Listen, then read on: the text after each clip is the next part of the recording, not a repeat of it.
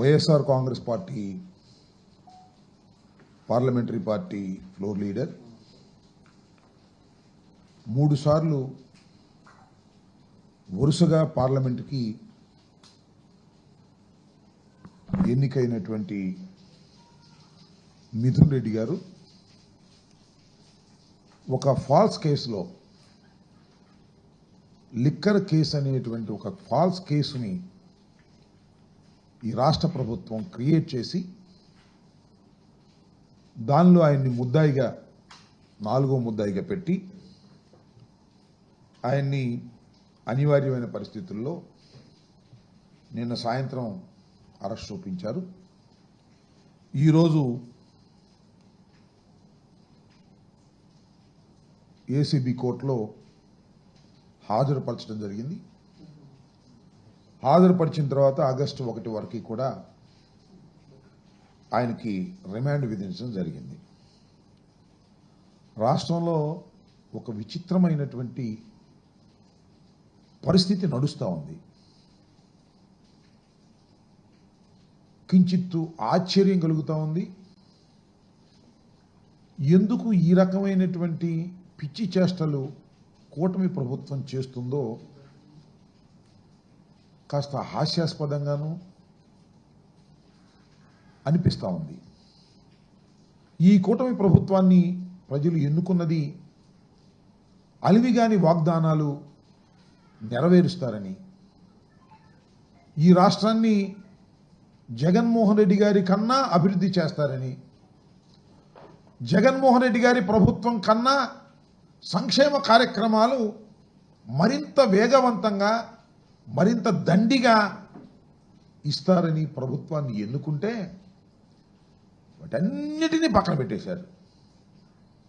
పక్కన పెట్టేసి వైఎస్ఆర్ కాంగ్రెస్ పార్టీని ఏ విధంగా అణిచివేయాలి, వైఎస్ఆర్ కాంగ్రెస్ పార్టీని ఏ విధంగా నాశనం చేయాలి అనేటువంటి ఏకైక దృక్పథంతోనే ఈ రాష్ట్ర ప్రభుత్వం పనిచేస్తున్నట్టుగా అర్థమవుతోంది. ఎందుకంటే ఒక లిక్కర్ కేసే కాదు, అనేకమైన కేసులు. ఈ రాష్ట్రంలో పోలీసు వ్యవస్థ దేనికోసం ఉపయోగపడుతుంది అంటే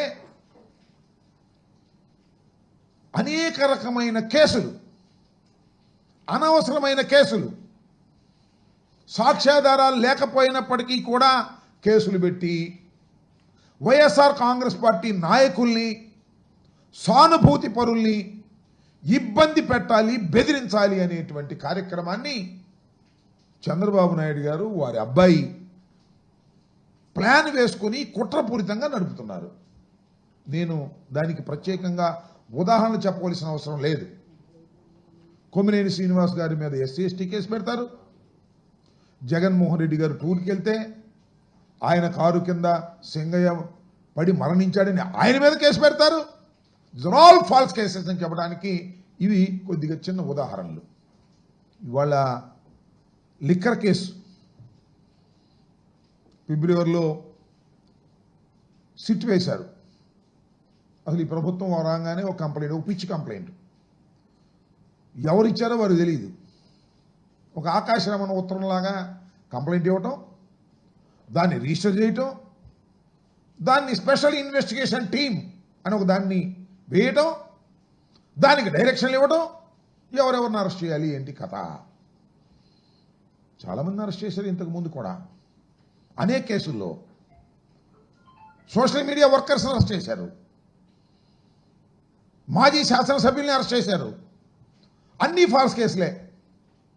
మీరు పల్నాడులో చూసినట్లయితే 2 తెలుగుదేశం గ్రూపులు కొట్టుకొని 2 చనిపోతే దానిలో వైఎస్ఆర్ కాంగ్రెస్ పార్టీకి చెందినటువంటి మాజీ శాసనసభ్యుడు పిన్నెల రామకృష్ణారెడ్డిని వారి తమ్ముడిని పెడతారు.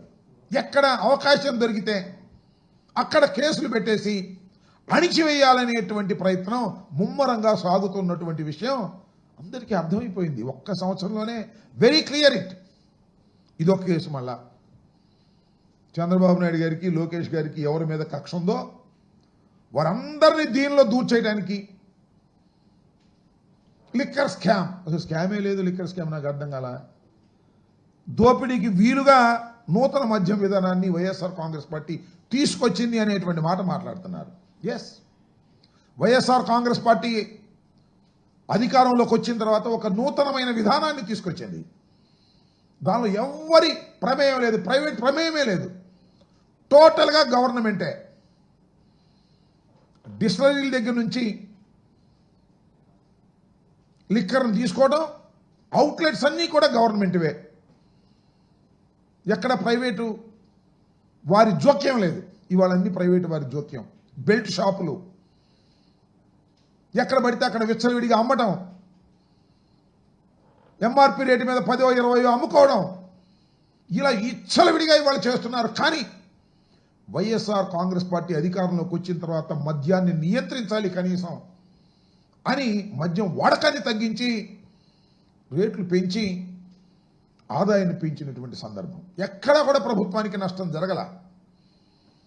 జరగకపోయినా మేము అధికారంలోకి వచ్చాం, కూటమి ప్రభుత్వం ఘన విజయం సాధించింది.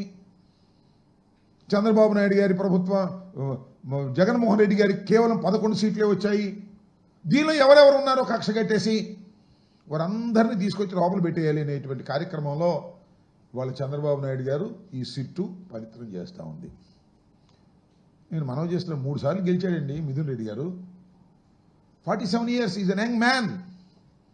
పార్లమెంట్కి వెళ్ళినటువంటి వ్యక్తి. వైఎస్ఆర్ కాంగ్రెస్ పార్టీ ఓడిపోయినప్పుడు కూడా మొదటి 2014లో గెలిచాడు. మొన్న 4 సీట్లు వచ్చినప్పుడు కూడా పార్లమెంట్కి ఎన్నికైనటువంటి వ్యక్తి. రాజకీయ కుటుంబం నేపథ్యం ఉన్నటువంటి వ్యక్తి పెద్దిరెడ్డి రామచంద్రారెడ్డి గారు చంద్రబాబు నాయుడు గారితో సమకాలికుడు. అది కూడా ఒక కక్షే. ఎందుకంటే చంద్రబాబు నాయుడు గారికి ఆయనకి కాలేజీ లెవెల్ నుంచి పడదట. ఆ కక్ష కాంగ్రెస్ పార్టీలో ఉన్నాడు పెద్దిరెడ్డి గారు, వైఎస్ఆర్ కాంగ్రెస్ పార్టీలో ఉన్నాడు. ఒకే జిల్లాకు చెందినటువంటి వ్యక్తి. ఆ కుటుంబం మీద కక్ష పెట్టారు. సొందులో సడేమి ఇతను కూడా లోపలేసేద్దాం. జగన్మోహన్ రెడ్డి గారికి సన్నిహితంగా ఉంటున్నాడు. ఢిల్లీ రాజకీయాల్లో జగన్మోహన్ రెడ్డి గారికి తోడుగా ఉంటున్నాడు. ఢిల్లీ లెవెల్లో వైఎస్ఆర్ కాంగ్రెస్ పార్టీకి సంబంధించినటువంటి అంశాల మీద కేంద్ర ప్రభుత్వంతోనూ ఇతర రాజకీయ పక్షాలతోనూ మాట్లాడేటటువంటి చొరవ తీసుకొని చక్కగా చేస్తున్నటువంటి వ్యక్తి. ఆయన కట్ చేద్దాం. 2 అవుతాయి పనులు. 1 జగన్మోహన్ రెడ్డి గారిని ఇబ్బంది పెట్టడం, 2 మిథున్ రెడ్డి గారి కుటుంబం మీద ఉన్న కక్షని తీర్చుకోవడం, లోపలేసేద్దాం అనేటువంటి భావంతో ఇవాళ మిథున్ రెడ్డి గారిని కేసులో పెట్టి, సరే మిథున్ రెడ్డి గారు హైకోర్టులో ప్రయత్నం చేశారు, సుప్రీంకోర్టులో ప్రయత్నం చేశారు. హైకోర్టు సుప్రీంకోర్టులో రిలీఫ్ రాలేదు. ఆయన వాలంటరీగా వచ్చాడు, సిట్ ముందు హాజరయ్యాడు. సిట్ వాళ్ళు అరెస్ట్ చేసేటప్పుడు అంటారు ఆయన సహకరించలేదంట విచారణకి. సహకరించడం అంటే ఏంటో మీరు చెప్పిన దానికల్లా ఒప్పుకోవాలా? అంటే సిట్ వారు అడిగిన దానికల్లా ఒప్పుకోవాలి. ఎవరి పేర్లు చెప్పమంటే వాళ్ళ పేర్లు చెప్పాలి. అప్పుడు సహకరించినట్టు, లేకపోతే సహకరించినట్టు. ఏముంది మీ ఇన్వెస్టిగేషన్? సిట్ అంటే సిట్టే.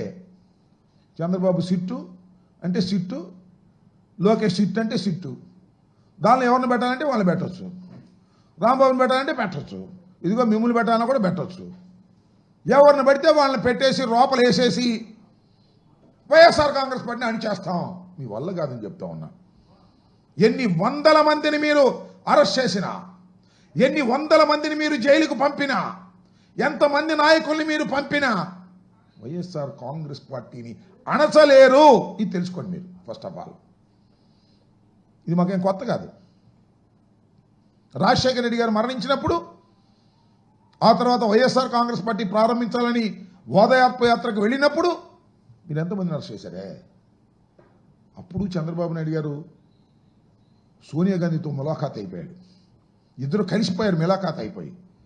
ఈ డైరెక్షన్తో కాంగ్రెస్ పార్టీ పనిచేసింది. ఆ రోజున జగన్మోహన్ రెడ్డి గారితో పాటు అనేక మందిని లోపల వేసే ప్రయత్నం వేశారు. ఐఏఎస్ అధికారిని, ఐపీఎస్ అధికారిని లోపల వేశారు. ఏం సాధించారని అడుగుతా ఉన్నా. ఇవాళ కూడా ఐపీఎస్ అధికారులని లోపలేస్తున్నారు, ఐఏఎస్ అధికారులను కూడా లోపలేస్తున్నారు. ఏమి సాధించారు చంద్రబాబు నాయుడు గారు? మీరు జగన్మోహన్ రెడ్డి గారి మీద కక్ష,